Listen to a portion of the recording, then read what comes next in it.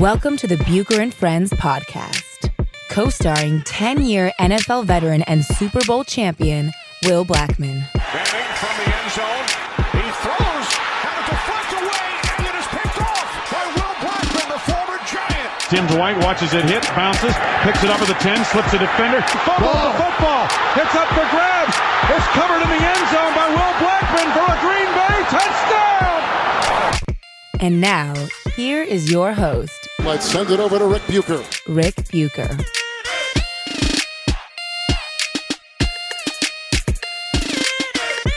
Welcome to another episode of Bucher and Blackmon, subsidiary of Bucher and Friends, part of the United WeCast Network.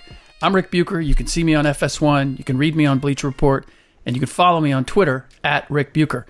He is Super Bowl champ, NFL vet Will Blackmon. You can find him on Twitter at Will Blackmon, and he has a special side hustle going on now that I was not aware of, but it's going to be part of the podcast apparently, and that's where it's Ask Will.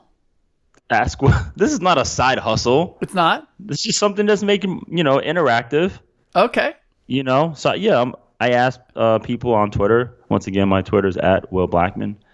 To ask me some questions. I said, ask me a damn question. That's exactly what I said.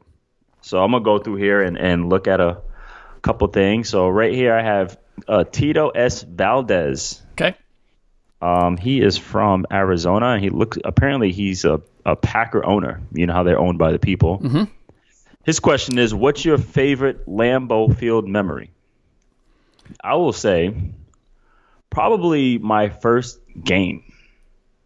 Just because we're there, since May, and we can see the field, but we never actually get to play on it. So I would say my first game, and then my first Lambeau leap. So I have two memories. Okay. Yeah, so my first touchdown, I actually had two touchdowns this game. So I got to Lambeau leap in each end zone. Wow. That was pretty special. Which was the better one?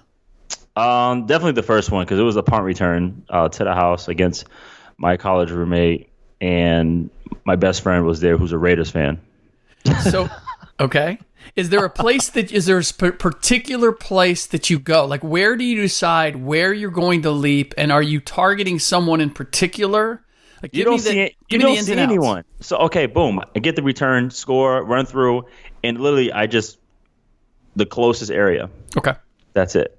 So there's no designated area where anybody leaps. There is no designated area. However, I think there is like a little raise in the floor in case you don't have hops. Okay. Was that built in for the Lambeau leap? Probably. I'm sure something went in. All right, second question. Yeah. Finish this up. So John H. Harris II. He asked me, if you had to play man coverage all game and you could only play press or off, which are you choosing? He said, I know it depends on the receiver. So A 6'3", 215 receiver who runs a 4.5, or B, a 5'9", 190 receiver who runs a 4.41. Wow. For me, if I had to cover a guy all game long, yeah. It does. I would say. I mean, for me, it doesn't really matter. But probably the 6'3", 215 guy, because I don't know how his conditioning is. Oh, so you think he's going to wear down? I think he'll wear down. Yeah. Because I can take it. You know what I'm saying? So I think he'll wear down. But I have fun covering the short guys all game long. So that was pretty cool. So. Oh, I got one more that's interesting. Okay. From Senior Duba out of Boston, Massachusetts. Who was the best player you ever played against in high school back in Rhode Island? Okay, so people will say that I'm, the most popular or most recognized football player out of Rhode Island. Ever. However, was I the most successful in high school? I would say no. I think the best player was this guy named Lorenzo Perry. He honestly was like Barry Sanders' second coming. He was like 5'6", 5'5", and used to just shake me out of my boots. So Lorenzo Perry is the answer. He went to Bryant University. Yes, Lorenzo Perry. So there it is. 3 questions. There you go. The side hustle complete. Will Blackmon answering your questions. A damn question. That's what it's called. There you go. I like it. Right. And I do want to get to one other thing you mentioned on Twitter, which is the pull-up, the show, and the need for it, because we do need a show like that. We need it on a regular basis. Dog, here's what's crazy. So like years ago, we would always joke around like in the locker room or something, like, man, what if we pulled up to like somebody's who works at like an office and we just hassle them? Not so much of like, hey, I heard you were talking trash, roll up on them like they did on The Zone, but more so like we just roll up and just annoy them. Yeah. Just like they do at games. They come here and they just annoy us and talk smack. What if we just rolled up to somebody's office? Maybe somebody's working at FedEx. We just roll in there and just annoy the hell out of them. Yeah. You could heckle them while they're doing their job. Heckle them while they're doing their job. But I love the Twitter bullies, the Twitter gangsters out there, the computer gangsters. Twitter thugs. Yeah, Twitter thugs. And the idea of somebody just showing up that they've capped on social media, showing up at their work, showing up like this, the one, I'm blanking now on the one that you put out there, but... Was Zab Judah, just showing up, and the guy was shook. The guy was no, I don't want none of that, right? Just immediately. He said, I think he's washed. And then Zab said, hey, man, I need about 5 minutes outside. Let's go. Yeah. It ain't about that, bro. It ain't about, it's about that. It is about that. And it's just, I think if we would do it on a regular basis and put those videos out, it might bring down the noise just a little bit. It might but then the only thing, it would have to be, I think now that it's starting to get some buzz, it would have to be recorded already a bunch of episodes, because now people will start submitting and talking trash just to get notoriety. Like, people will take that L just to get noticed. Well, they will, unless they actually have to wear a 2-piece as a result.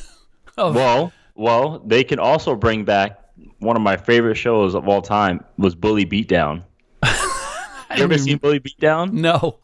Okay, so Bully Beatdown basically is somebody submits, to Mayhem Miller, who was a MMA fighter, and they tell him about somebody who's picked on them, somebody who was tough, and they picked on them.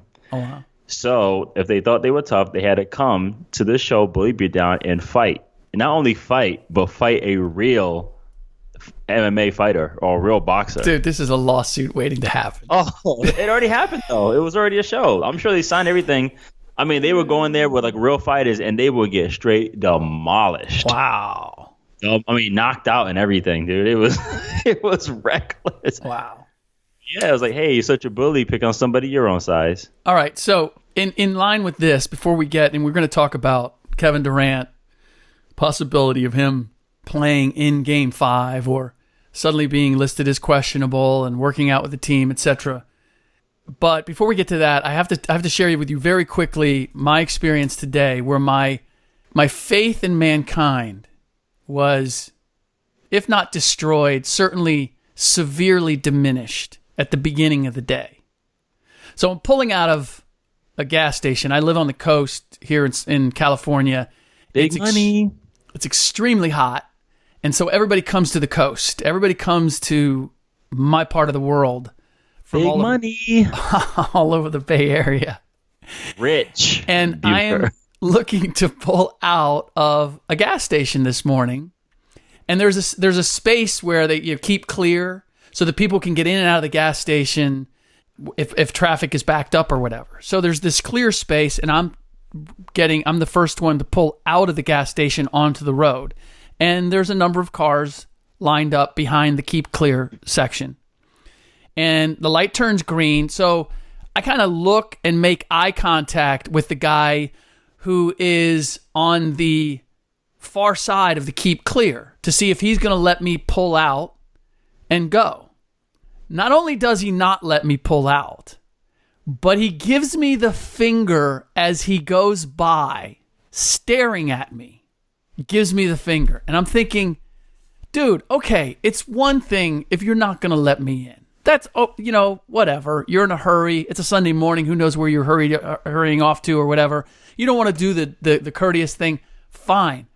But you want to double down on it, and you want to let me know that not only am I not letting you in, not only am I not courteous, but I'm going to drop the bird on you too, just to let you know. As in, don't even think about it and have some. Yeah, exactly.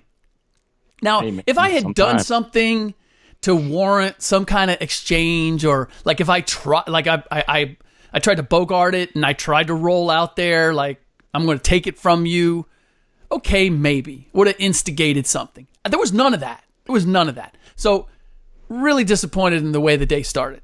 Really disappointed. Listen, here's the thing. Especially when it comes to road rage. Yeah. I just always take in consideration he just might be having a horrible day. Granted.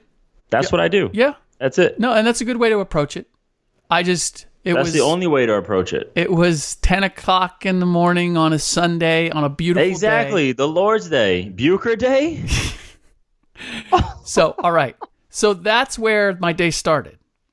The day ended, I went and I surfed with my son and my wife at a nice little secret spot we have. And as we were coming back to our car, there was somebody they'd caught their wheel in a ditch, and it was spinning and they couldn't get it out. And there was probably about 7 or 8 people, all colors, persuasions, whatnot, who kind of came together, and we figured out how can we get their car out of the ditch. One guy was working a jack. Some of us were hunting up pieces of wood and rocks and stuff to put under the wheel, and ultimately we got them out of there and on their way. And I was thinking, what a beautiful thing. Like everybody was just, hey, how do we help this family out of the jam? And everybody was giving their best selves. So we started on one end of the spectrum and we ended on the other. Made me feel good. Restored my faith in mankind. I loved it. I need things like that. After the way the day started, I needed to know that wasn't even bad. Your day didn't even start bad. It did to me. That's you being sensitive. That's you being sensitive. Will, I got 2 teenagers. I'm sensitive to everything right now. No, I don't want to hear it. It's a burden. I don't want to hear it. Enough of that. Kevin Durant practiced, apparently got through practice okay, is questionable for the game tomorrow, and now people are going from, assuming he's going to play. He has to play. Can the Warriors make a comeback? Can they win the next 3 games? Like, all of this. Look, if he play, I don't believe this back and forth is really starting to annoy me. I believe there's games being played here. I don't believe, and I may regret saying this on the podcast, I don't believe he's going to play. I believe that this is, if it doesn't look like he's trying to do everything he can to come back, then there's going to be some questions on the other end. But I don't know how you go from, you're supposed to scrimmage 3-on-3 3 days ago, and you can't do that, to 3 days later, you're going to practice with the team, and trust me, that's not a real practice. That's practically a walkthrough. And now you're going to be ready to play in an NBA Finals closeout game. I'm not buying it. I feel as if this whole back and forth has been about appearances and everybody trying to kind of protect their image and not really about what's going on. Because I'll tell you, I am still being told by those around him, if KD does play, it will be against the advice of every person around him. Every person around him. Now, KD loves to play, and so there's always that possibility. But at this point, the risk to me just does not seem worth it, and certainly doesn't seem worth it to the people around him. But you, as a professional athlete, may have a completely different perspective on this. I do, and I think he will play. Okay. And just because he did not practice much with the team does not say he's not getting his work elsewhere. As in, that he was still, from everything that you're right. That's a possibility. I don't believe that's been going on. Again, it's because of the way the severity of the injury has been described to me. And if you can't play like 3-on-3 with the coaches is a very low bar to clear. What is it? Chris DeMarco is he's probably the most physical.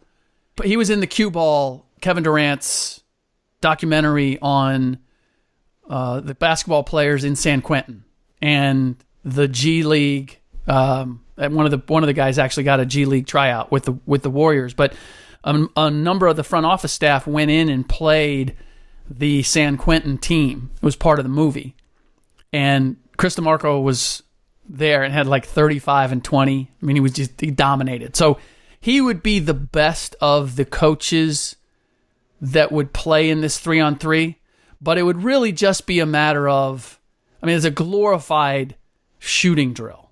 Can KD move? Is he comfortable? Is he not going to think about it? It's still a long way from the test of playing in an NBA Finals game. And it hasn't been consistent. They haven't been really clear on the process.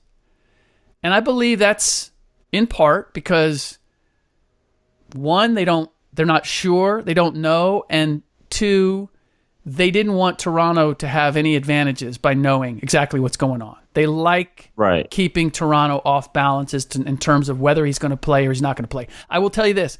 I talked to a Raptors official after Game 4, and I said, what do you think about KD? And he said, no way he's playing. So the Raptors are not expecting him to play. And all the sources that have been telling me from the beginning not to expect him to play in this series, or that it would be an unlikelihood that he played in the series, are in the same place. They're like, it doesn't make any sense to do it now. Essentially because, I think Warriors fans are holding out hope that the series is not over. Pretty much everybody else is looking at it as the series is over. And it has nothing to do with offense. Klay Thompson came back, and Klay Thompson was dynamic offensively. He was as good as you could expect as a guy who clearly was measuring how he played to protect his hamstring. Clearly was, like, I'm sure you've seen it, like you can just, guys kind of try to move and protect it in terms of how they move. He did all of that, and yet was still knocking down shots. He was terrific. Offense is not the problem for the Warriors right now. Right, they're lost on defense right now. They cannot stop the Raptors. I've never seen a Warriors team concede as early as I saw this one in Game 4. And it was largely because they just couldn't get a stop. And it was almost like they knew they couldn't get a stop. Dude, they are fatigued. And that goes back to my point I made earlier, a couple of podcasts ago, that just overall, physically, athletically, Toronto's better, just in terms of their conditioning, just how they are. And exactly, because everyone is just built for the long haul on that team. So yeah, the Warriors, like you said, they're gonna go out there and they're gonna score a lot of points. Of course, that's what they do. But they're gonna come down there. The Raptors are gonna come down and just wear them out physically. Yep. Just beat them up. Just wear them out. I mean, last game I can't count how many times Steph was on the floor. Yeah. Whether he was taking a shot or playing defense. Yeah. And defensively, Draymond can't stop everybody. But the Raptors are going to make the Warriors work for everything that they get too. Right. That was the thing with Steph. Steph's got to work really hard to get anything reasonable. And because their mindset, the Raptors is, I don't care who you are. And once you hit that part mentally in your game that you look across and you just see another dude. Right.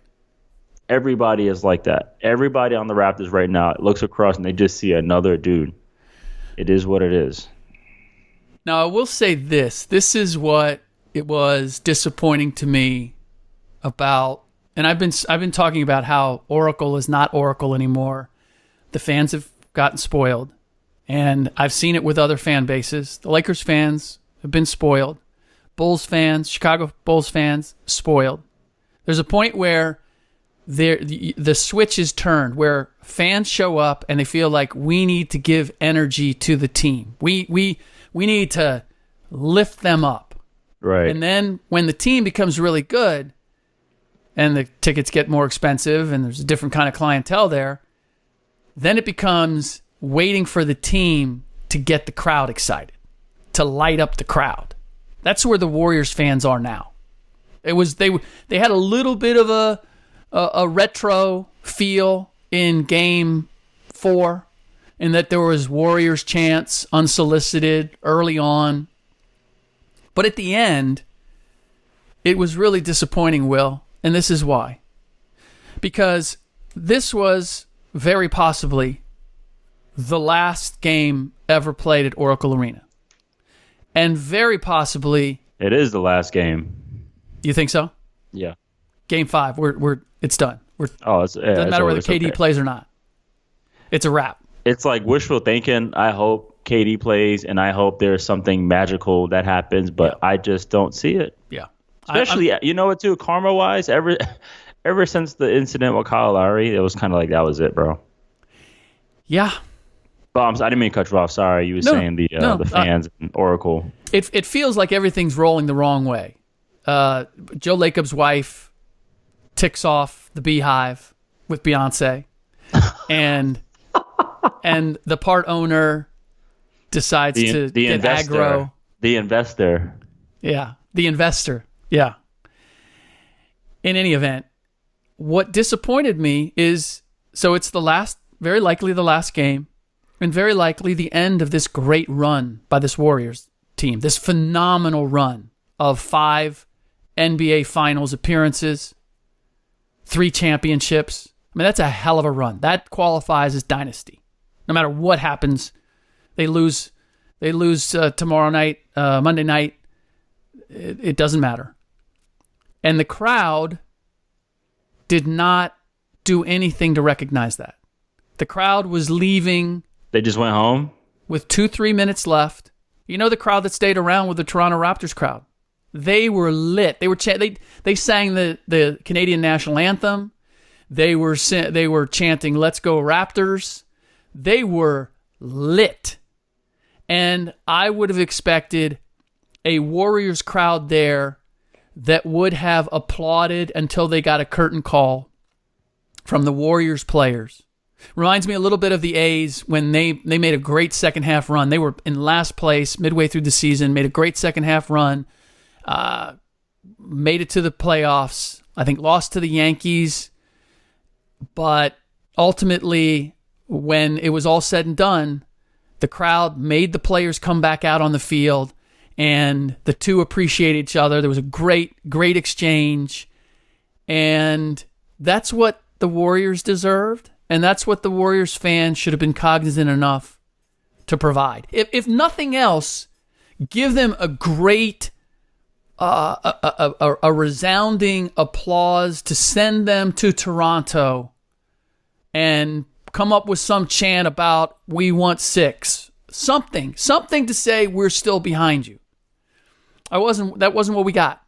Warriors fans, a lot of them were leaving with like 2-3 minutes left. It was just disappointing, and they gave up hope, Rick. They did, and they're gonna make a bunch of excuses. and that's a long. Oh, they're valid excuses, dude. But that's a long way. This is the same fan base once upon a time. They could be down by 18, and if the Warriors cut it to 12, you would have thought the roof was going to come off the place, and they would end up losing by 18. It would go back to 18, or they'd get it to 9, and then it would go back. I mean, just that's how it was. But the crowd was always, if there was any signs of life, if there was any show of, hey, maybe we got a chance, the crowd was all into it. It's not the crowd. You know what happened is that you still have your Oracle faithful. It's just what happened is the new wave with the Splash Brothers and KD and all this cool stuff that's going on. Everyone wants to shoot threes now. It's all cool. So therefore, you're getting the youngins in there. Yeah. Because, the new fans, I guess you can say millennials that are joining the bandwagon or whatever, they're excited. This is what they walked into. It was like, hey, we're used to winning so much, and now they're dealing with some adversity in the finals, by the way. It's not like they didn't make the playoffs. Right. You know what I'm saying? It's like, we're not going to win again. We're actually getting demolished, so we don't know how to handle this. It's the younger crowd that's making it worse. The old people are good. The originals. Yeah. The Mullen fans are good. That's like 2 generations ago. Yeah, they're still good. I don't know if they're still there. Jason Richardson fans are good. Yeah. The Jay Rich fans that we believe there's still remnants. Baron Davis fans are still good. Remnants of that crew, the Monte Ellis fans. There you go. I love Monte. He was nice, man. But here's the thing with this Warriors team that they should not have. Yeah, they got KD. Okay, so that was kind of in a different place. But the beauty, and I've said this before. It was a massive place. What do you mean? What? It was a big deal. It is a big deal, but the Warriors collectively are still the little engine that could. KD accepted, Draymond Green, Steph Curry, they're all rejects. They're all rejects in one way or another. Steph Curry was the guy who his ankles were so bad that people wanted. Steph Curry was never a reject. He went to Davison. Nobody goes to Davison and has because he was like 110 pounds. Because he was tiny. Exactly. And he's still tiny. That's not a reject. That's not his fault. No. I'm not saying it's his fault. But what I'm saying is he's a massive overachiever. He is Seabiscuit. Like, he's got no business battling War Admiral. He has no business dueling with LeBron James. None. That's an unfair fight on the face of it. The Warriors dueled with LeBron James. You're right. And that's my point, which is they have always been a team that is greater than the sum of their parts. And that's a team that you don't get high and mighty about. You appreciate how special it is that their chemistry and the way the pieces fit together is what makes them great. 100%. So there should be some built-in humility, and the team has it. I feel as if the team never lost that humility. It's what made them great. It's what made them allowed to accept KD. Another team that was full of stars or thought they were stars and we can do this on our own, they wouldn't have been welcoming of KD. It would have been, we're good, bro. We don't have room. There's no room at the end. We don't have room for another superstar here. They were like, I know a team full of stars that thought they could do it on their own. That's the OKC Thunder when they had Westbrook, KD, and Harden. Yeah, and they were young and they found out otherwise. And I think Russ is still coming to terms with that, like the playing with a certain degree of humility. I think he's been humbled over the last couple of years. The Warriors have always had that. They've never lost that. And that's what is so special about them. They've always recognized we need each other. The one exception is KD, because he proved it otherwise. He proved he can be a star. He proved he can go to the finals without this crew. But Steph, Clay, Draymond, Iggy, Sean Livingston, none of them ever had this degree of success, anywhere close to this degree of success anyplace else. Exactly. They're like Voltron. Yeah, that's not the first thing that came to mind, but okay. they're like Captain Planet.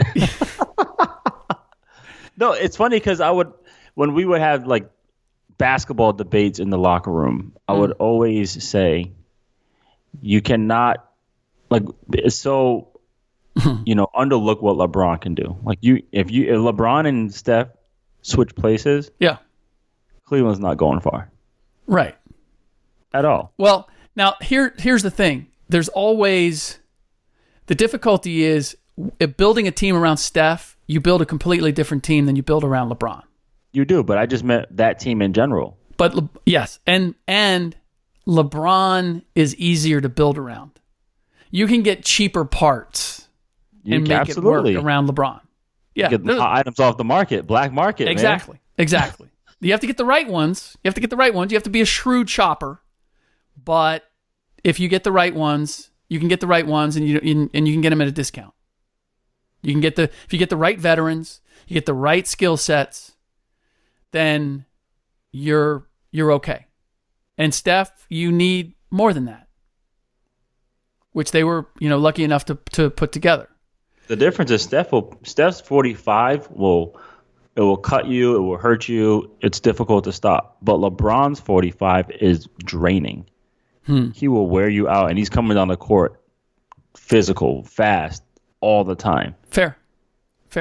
That's how I see it in terms of like when they try to take over games with very little help. I guess this is my issue in all of this. The Warriors fans became more arrogant and acted more spoiled than the team itself. The Warriors players have always appreciated how fortunate they are and how incredible it is that they've been able to do what they've done. There was no presumption. There was no sense of entitlement. There was no, this is what we are supposed to do. It was, this is what we believe we can do, but not that they expected it. Warriors fans expected it. Andre Iguodala said it to me. He goes, the first time they went to the finals, a dude came up to him and goes, man, whatever happens, we just love you guys. We love the way thank you. We love the way you're playing. And then just recently, pulls up to a stop. A guy looks over and goes, hey man, you got to get me another one. You got to get me another chip. And he's like, okay, 3's not enough. I got to get you 4. Okay. All right. Because they out there giving the community that good stuff, man. They're fiending now. They got the junkie itch. You know what? That's what it is. They're dying for more, man. You know what? And their supplier's about to be cut off. Yeah, because once you start feeling like you need it or you got some sense of entitlement, man, that's when it's gone. Amen. And they're going to be going through withdrawals because this is going to take a hard left turn. I do not expect not at all. He's out of here, bro. Yes. Yeah. Which is why if he doesn't play, it even more confirms that he's out of here. He got his rings and MVP. Like, come on, man. Yeah. He has no pressure. No. None. No. He's on to the next thing. And I don't really especially for him to leave OKC to go to the Warriors, you think, come on, man. They said he doesn't like being the villain. That was a villain move. Yeah, I don't know. Well, look, Charles also said he's not built for New York. I'm like, all right, he's from DC. He is New York. He's very opinionated. Yeah, and he thinks he's elite. That's every New Yorker I know. Exactly. It's those two things. Guys feel like they never play basketball in their life, but just because they're from New York, they're the truth. Right. By the way, if you know how New York KD is, I mean, just go to his little appearance at the Rucker when he dropped 60. Yeah. Okay. Yeah. That's KD. No, he's bought a place there. Like I hear that his business people are set up, are already setting up there. Zion's not going to be there. It's all his. Yeah. No question about it. As far as what I'm anticipating, my only question is, he and Kyrie talked a lot about playing together. Ultimately, their relationship will not be the same if KD ends up not going to Brooklyn, because Kyrie is going to be in Brooklyn. That's going to happen. But I just see KD either winding up with the Knicks with Jimmy Butler, or Jimmy Butler and they make a deal for Anthony Davis. He needs another goon, I like Jimmy Butler going there with him. That would be. It's not bad. It's not bad. And as long as they have a relationship, I can see that. I can see that working. For sure. All right. That does it for this episode of Bucher and Blackmon, subsidiary of Bucher and Friends, part of the United WeCast Network. We have given away our prize, but we are putting together a new one. So please rate and review the show on iTunes or wherever you get your podcast, and then screenshot the review and send it to @BucherFriends. And you, too, will be eligible to win some prizes. All right, we did not get to the Jets' new GM, Joe Douglas. That's something that I know you want to discuss, and we will get to that. We also need to, we'll have Game 5 in the books, so we'll be able to break that down at length. And then if we can, we also want to get into Jalen Rose in the New Yorker. Jalen Rose in the New Yorker? Really? He's big time, bro. Talking about analytics. Talking about analytics. I know. How about that? So we will get into... That is a great story. We will get into all of that in the next podcast. In the meantime, as always, thanks for listening.